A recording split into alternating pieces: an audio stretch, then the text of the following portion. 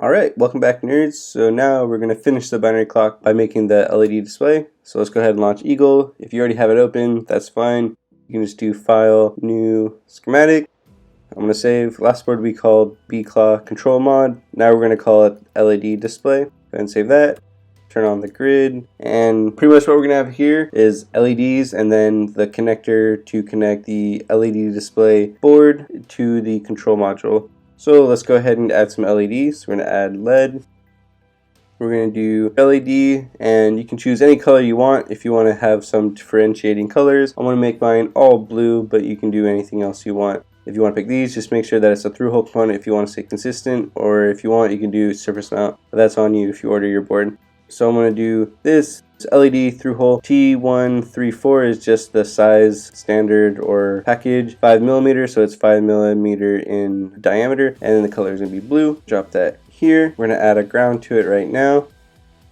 Let's make the connection, and we're going to have a small label here, so let's go ahead and do that label. I want xref on, size 0.05, ratio 10, font vector. And then this one's going to be our hour most significant digit 1, and we're going to copy this, paste. The naming is going to be the same, and we'll change that soon. Paste them right there. That looks good. Paste again. And what we're actually going to draw out right here is what our binary clock is actually going to look like. Try and keep the naming as is, so 1, 2, 3, 4. We need 2 more for the hour least significant digit, but of course the names aren't lined up. We'll do that after. So we have hour, 1, 2, hour, 1, 2, 4, 8, most significant, least significant. And we'll again rename them in just a moment. I'm going to add the other ones. I'm going to put a slight space to kind of show a division.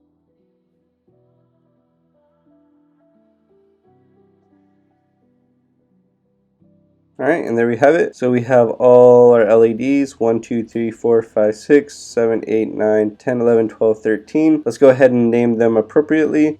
So this is our most significant digit 1, this is our most significant digit 2, and you guys can probably guess the rest of them.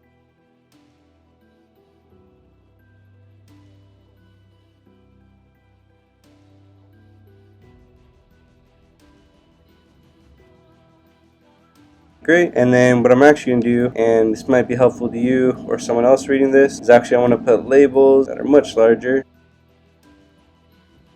Maybe a little too big. That's good. I'm going to put on the info layer. So this is going to be an hour column.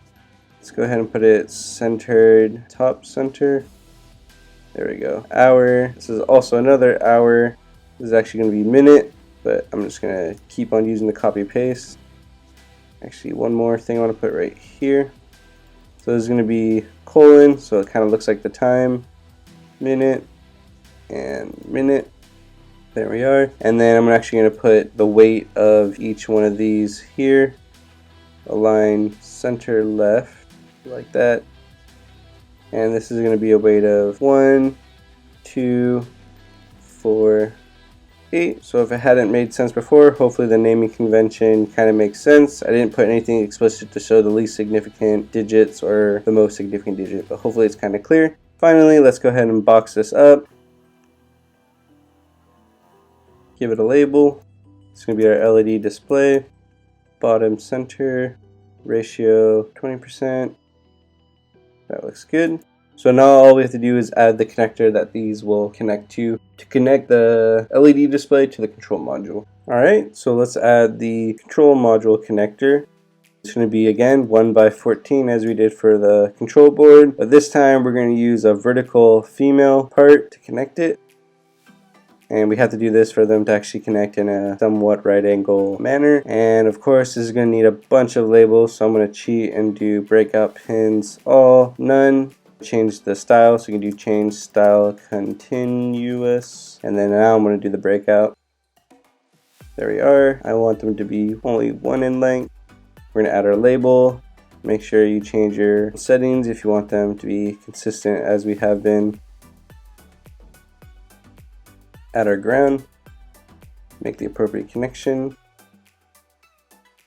Alright, and then we're going to name our most significant digit 1, our most significant digit 2, our least significant digit 1, 2, 4, 8,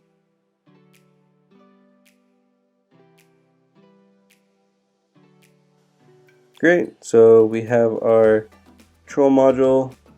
I'm going to reposition him a little bit up here, and then let's box it.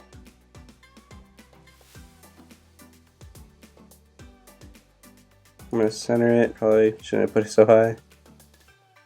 And let's give it a label.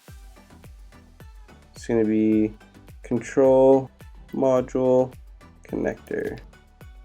A little too big in comparison, so I'll kick it down a notch. Looks good. And there we have it. We have our schematic for the LED display. Next up, of course, we're going to do the board.